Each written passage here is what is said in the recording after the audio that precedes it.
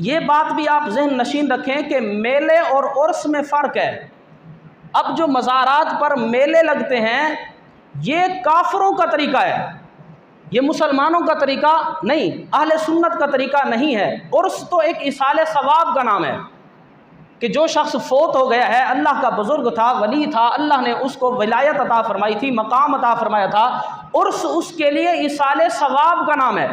اور جو میلے کے اندر خرافات ہوتی ہیں، ناچ گانا ہوتا ہے، یہ حضرت ابراہیم کے زمانے سے رسم چلی آ رہی ہے۔ وہ کافر میلہ لگایا کرتے تھے، یہ اب تک وہی رسم چلی آ رہی ہے، مسلمانوں کا اس میلے سے کوئی تعلق نہیں۔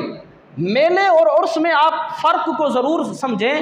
بعض لوگ عرس پر اعتراض کرتے کرتے میلے کو درمیان میں لے آتے ہیں کہ آپ تو یہ کرتے ہیں، حالانکہ ایسا نہیں ہے۔ اب آ کر ہم سے پوچھیں کہ عرس کا کیا مطلب ہے؟ عرس کا مطلب میلہ ہرگز نہیں۔